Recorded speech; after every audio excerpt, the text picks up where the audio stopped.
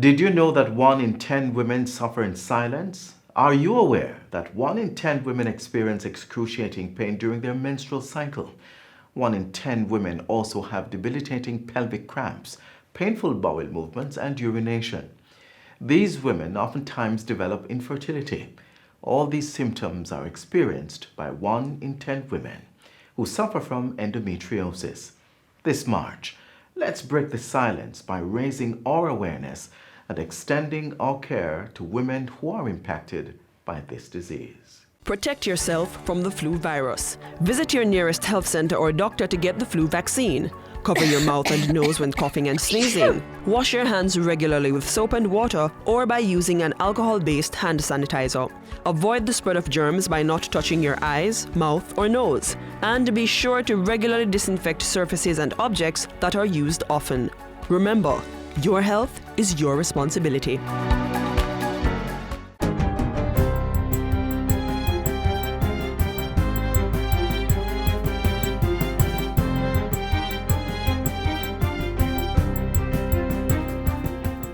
Good day, I'm Stephen McHugh, and this is your JIS News for Monday, March 2.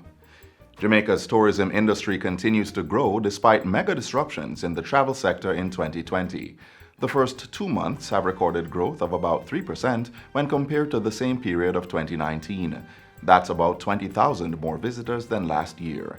January grew by more than 4%, while February's up by approximately 2%. Tourism Minister Edmund Bartlett says the figures are encouraging. To grow at all in this atmosphere is significant. And I really want to commend the team for the work that they're doing to keep the destination still, center and top of mind in the market, despite the disruption that the coronavirus is causing. He says the country, through the Global Resilience and Crisis Management Center, will continue to forge international partnerships to manage stopovers to the island. Mr. Bartlett was speaking with JIS News on Saturday at Jamaica Rum Festival at Hope Gardens in St. Andrew. He says the tourism ministry will continue to collaborate with health and wellness to protect the country and manage the response against any case of the COVID-19 or novel coronavirus. To build the infrastructure where if it comes, we will be able to manage it and to recover quickly from it. The University of the West Indies is launching a task force to assist with the mobilization of the region's public health providers to deal with COVID-19, also known as the novel coronavirus. Vice-Chancellor of the UWI, Professor Sir Hilary Beckles, says the purpose is to provide the necessary scientific data on the virus and to work with government colleagues in creating an effective communication strategy for the region. The task force will be chaired by UWI Professor Clive Landis, Pro-Vice Chancellor for Undergraduate Studies and former Director of the George Allain Chronic Disease Research Center. Members are drawn from the regional UWI medical faculties, as well as external experts experienced in the laboratory and field deployment of an active scientific approach.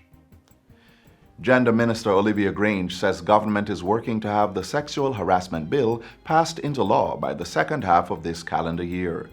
During a function on Friday, Minister Grange encouraged all Jamaicans to contribute to further strengthening the legislation. We want to hear from more stakeholders. The process is to make your submissions to Parliament, your written submission, and then you will be invited to make an oral presentation. And I'm using this opportunity to encourage everyone who is in a position to do so, both at your personal level and in representing your organization. The minister was addressing a function during which government signed a memorandum of understanding with the University of the West Indies Open Campus. It's to facilitate training and research on sexual harassment in the workplace and related matters over the next 3 years. We aim to have in place the legal framework to regulate workplaces by insisting that employers create an environment that is free from sexual harassment, provide comprehensive sexual harassment policies to guide their organizations, and importantly, take immediate and appropriate action to deal with the allegations of sexual harassment when they arise. The sexual harassment bill outlines and prohibits the types of conduct that constitute sexual harassment. It was tabled in the House of Representatives by Minister Grange in July last year. A joint select committee of Parliament has since been appointed to consider and report on the bill, as well as to hear inputs from organizations and individuals about how to make the law better and more meaningful. By year's end, the court system will be equipped with technology to facilitate the delivery of transcripts within days. Portfolio Minister Delroy Chuck says the technology will save resources and enhance the security of the justice system.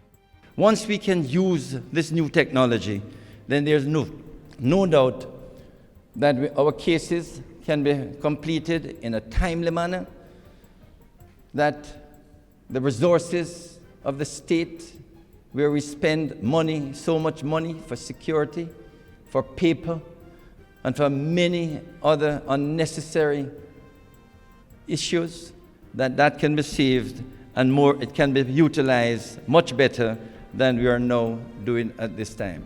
Minister Chuck was speaking recently at the National Conference on Technology in the Justice System. He said an improved audiovisual system, sponsored by the European Union, would soon be unveiled in all courts.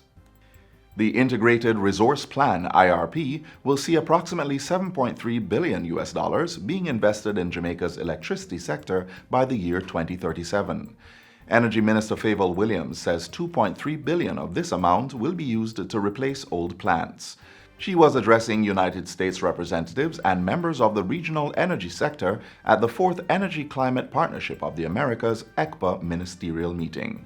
The country will be taking on 320 megawatts of solar and or wind, 120 megawatts of LNG, and 74 megawatts of hydro, waste to energy, and or biomass between now and 2025.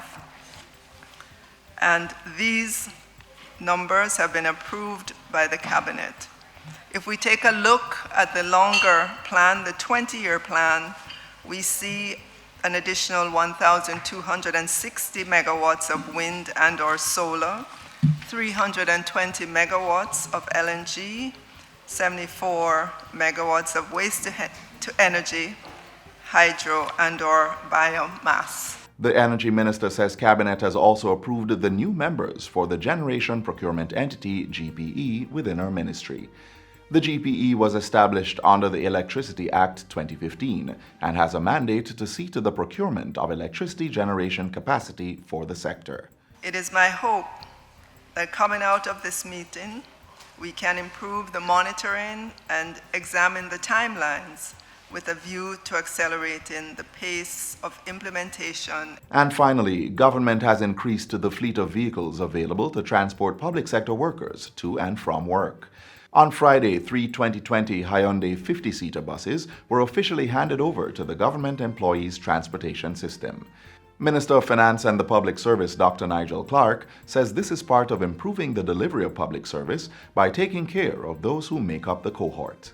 The public sector is the backbone of the Jamaican society. Without a public sector, we could not have the delivery of public services on which everything else is built. So I take the public sector very seriously, and I want to ensure that within the resource envelope of the government of Jamaica, we do what we can to make the lives of public sector workers easier. The 3 buses add to a fleet of 14 which transport public sector workers throughout the Kingston metropolitan region. The Government Employees Transportation System currently operates on 12 routes, and the addition of these 3 buses is expected to increase ridership capacity. Minister Clark says other buses will be added to the fleet in due course as the ministry seeks to ensure public sector employees can get to work on time. And that's it for JIS News Today. I'm Stephen McHugh. Thanks for watching.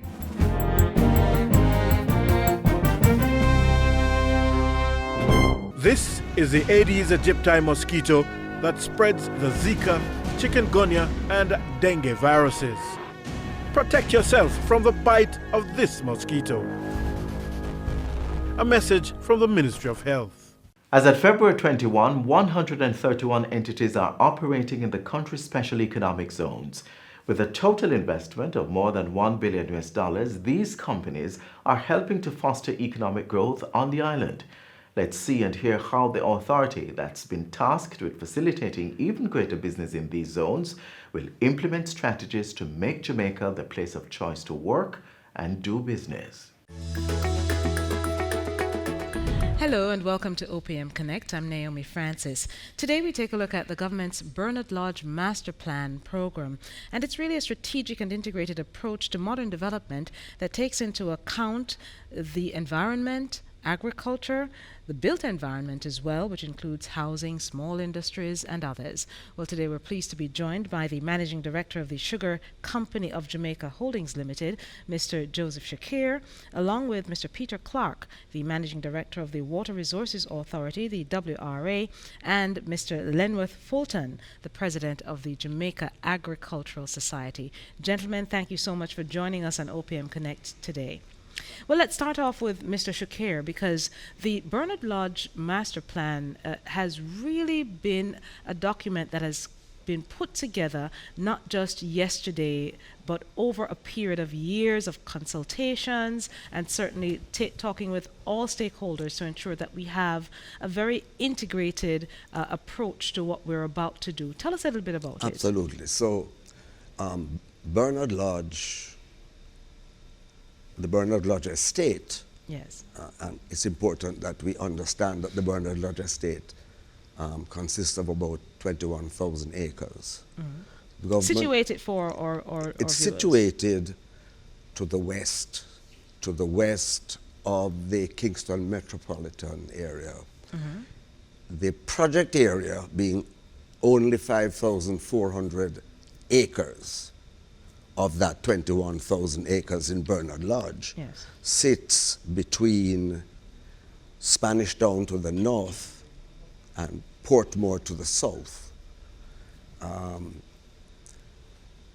So is a natural area for the expansion of that metropolitan conglomerate of Kingston, Spanish Town, Portmore. Right. So it's a natural growth area. What the government is seeking to achieve in this project area is an integrated development.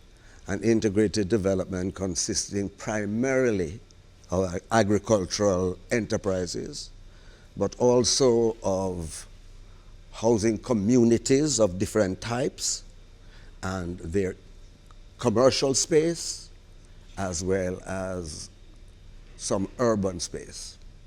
The overall object is for us not to create another dormitory community like Portmore, but to create a community where a person can work and live nearby. All right, so let me get down to a little bit of nitty-gritty as well. Mr. Fulton is here from the Jamaica Agricultural Society. Certainly in the lead up to the finalization of the master plan, there were persons who had some concerns in terms of what would happen with farmers out there. Are you comfortable, given the plan that has been announced by government, where everything is at? I'm not comfortable with the revised plan. You are? Yes, there should be no plan that would exclude the farmers. And I'm quite comfortable that I've seen a plan that includes all of them. My job in all of this is to see that the farmers continue to produce. And it was too long to have farmers, nearly 300 of them, not knowing tomorrow if they will be on the land, not knowing if they could consider permanent crops like coconut or jackfruit or soursop or anything, because they don't know the tenure. So once that lease is agreed, then they can now plan around that and know that they can have a family in and around the Old Harbour, St. Catherine, Spanish Town, where they have easy access to the land. Before I get to Mr. Clark, Mr. Shakir, a key component of that, as Mr. Fulton was alluding to, was the expansion of the agricultural areas in the Bernard Lodge area. Give us a little bit more in on response to public criticism of the limited space available for agriculture, the Prime Minister ordered a review of the master plan. And out of that review came the addition of 1,330 acres of prime agricultural land into the master plan area. So now agriculture comprises 56%. 56%, the majority, really. By far the largest chunk and the majority of the area of the master plan. Let's get Peter Clark into it from the Water Resources Authority. You're now here the second time on OPM Connect. Welcome again, Peter, because you really are, shall I dare say, the authority really when it comes to looking at the environmental concerns, particularly with water. The WRA has certainly been looking at the Bernard Lodge area, and in particular some concerns that have had to do with the aquifer and ensuring that the water table is not disturbed. Tell us about what the findings are. Well, the Water Resources Authority, when we were consulted with regards to the development for the Bernard Lodge development area, had two primary concerns. One clearly would have been where would water come from to provide potable and commercial needs, and the second one would have been the aquifer. We were quite positive that the aquifer itself could not sustain the enterprises that would have been introduced. So the enterprise team has been advised, and they have looked outside of the area for to provide the water needs. So the water needs are being provided from outside of the area. So in no way would the existing aquifer be stressed with regards to trying to provide the water needs. The second concern would have been the condition of the aquifer itself, and maintaining it as a viable aquifer. So what has to be introduced is measures to recharge the aquifer. So in speaking with the architects and the planner, well, not the architect, but speaking with the planner, and in speaking with the enterprise team and the engineers, the civil engineers, as Mr. Shakir has hinted to, we directed that what should happen is that measures must be put in place to recharge the aquifer. So a part of the overall structure of what will happen in terms of development will be what we call recharge zones. These will be driven by detention ponds and retention ponds. Large ponds, we see them in parts of South Florida, and they call them lakes. So the idea is that in engineering structures within the development, we can actually put something in place that will actually help to protect the aquifer. I see frantic signs that we are out of time. I cannot believe it. Let me start with you then, Mr. Fulton. At the end of the process, you said you are fully on board. Your ideas and the plan certainly of farmers has been taken on board. And so what is your final vision at the end of the day? To see more innovative farmers who will quadruple their production by using technology, get their family a higher standard of living, educate their children, that you will not identify a farmer as how he looks. You will not know us different from engineers and doctors and teachers, because our standard of living will be higher at the end of the day from better production. That's what I'm looking for. Indeed. And Mr. Clark? Well, the incorporation of structures, engineered structures, hydrologic structures, into a development of this magnitude is quite welcome, because it will set a pattern for how I would like to see developments proceed into the future. We have to always consider that we can't only take, but we have to also put back. And I think in the main, that has been neglected to some extent. And the fact that we can now accept that there's a shortfall, and that we must also not only take water, but put back water, I think it's very welcome for me. Fantastic, and certainly the master plan incorporates all of those. A good blueprint to move forward to in the future. And now, finally, Joe. All right, finally. I don't want anybody to think that this Bernard Lodge project will be finished in 2 years. The first element of the project is to implement the infrastructure, what I call the shared infrastructure. Yes. That all of the developments within the master plan area will be serviced by. What are your timelines? I would say 18 months, full infrastructure in place. Some developers will start building houses before then, because some border on the I-95, and they have access to some infrastructure. So they will start later this year. But the build-out of this entire project, 14,000 houses. Yes. Don't forget, and 300 farms will take, I am guessing, 3 to 5 years. All right, a good 5-year plan. Yeah.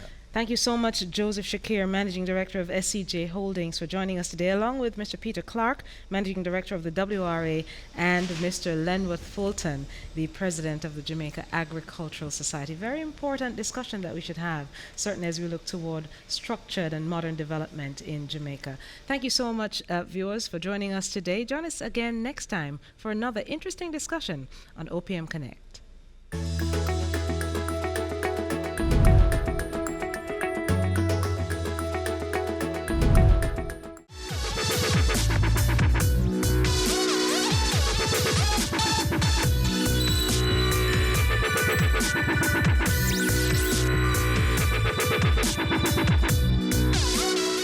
More than 176 million women worldwide are affected by endometriosis, yet they suffer in silence. Get up to speed on what you need to know to assist, comfort, or simply empathize with them.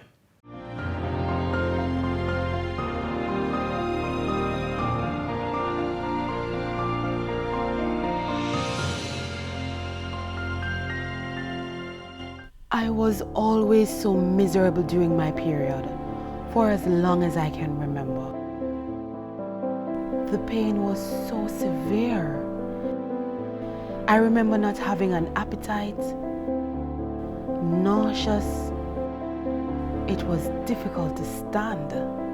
It felt like a monthly interruption of my life.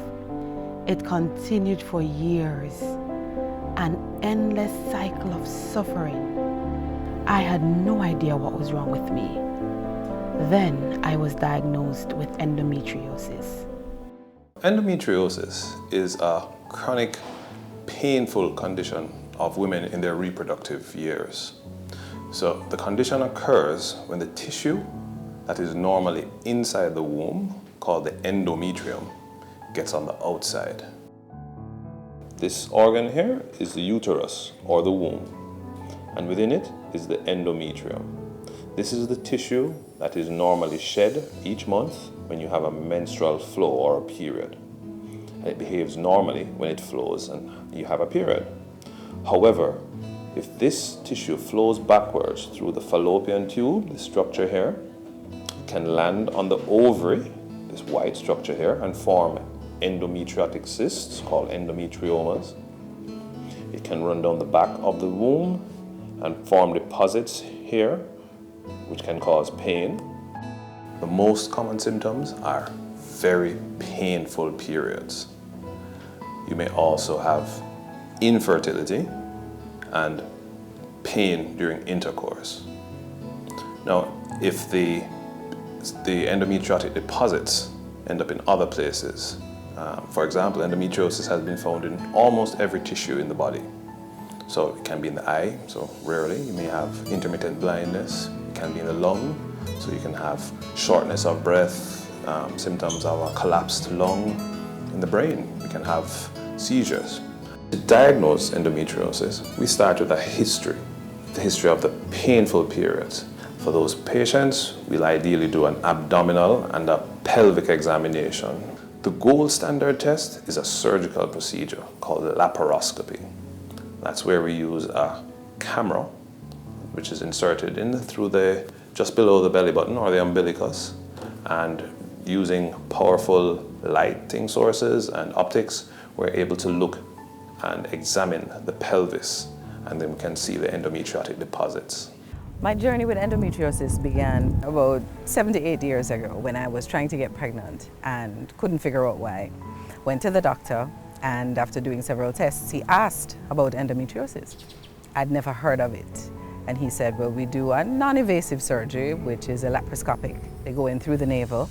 By this, we use a camera, as I said, and we use a set of surgical instruments which allow us to enter the abdomen through very small incisions and we're able to locate the deposits, and we try to excise them or remove them from the pelvis in its entirety.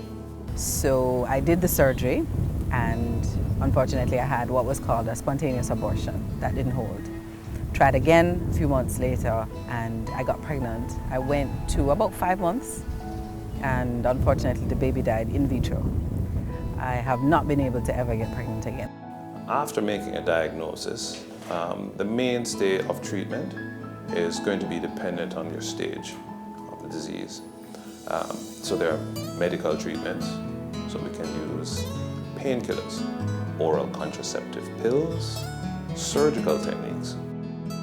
If you are having debilitating pain, if you're missing school, if you're missing work, then that's not normal and you need to seek the appropriate help. There are specialists who are well trained, both in terms of picking up the symptoms and making the diagnosis and in terms of treatment. And the earlier you're treated, the better the outcome is likely to be. I think every woman should get checked, because we've grown up to hear that once you have a bad period, it's a norm. Unfortunately for those of us who have it, it's not the norm. I started following Shauna Fuller's story and finding out how she found out that she had it. And I offered my services. I said, I want to spread the word. I volunteered. They have a support group. I went there and met with others. And I also got involved in the march. If you find out you have it, join the Base Foundation. Be a support for somebody.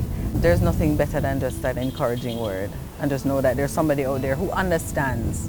I can only encourage our women, if any of these symptoms seem to be occurring to you, seek appropriate help through your local obstetrician gynecologist and be referred to a specialist.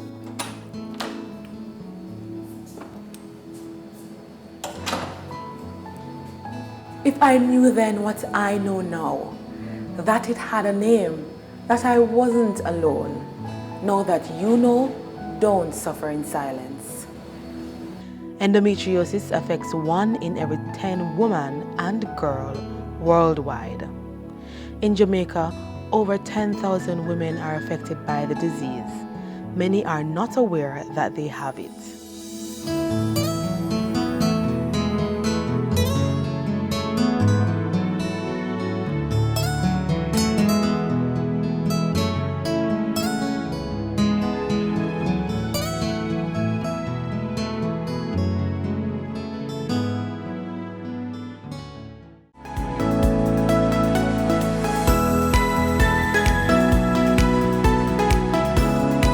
Did you know that you can apply for a copy of your birth certificate online or by visiting any of the Registrar General's Department offices listed on their website?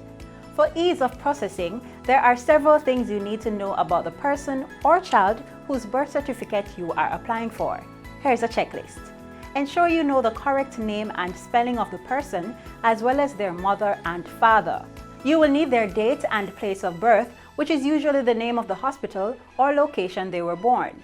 Parish of birth is also important. Find out also the birth entry number along with the date and place of registration for the adult or child. Remember, for additional information on how you can apply for a copy of your birth certificate or someone else's, contact the Registrar General's Department today.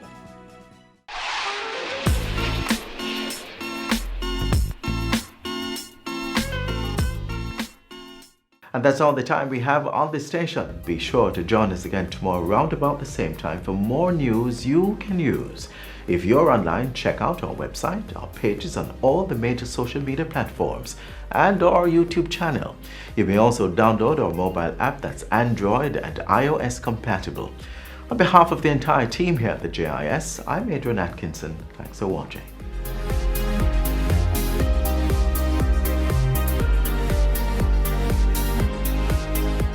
This has been a production of the Jamaica Information Service, the voice of Jamaica.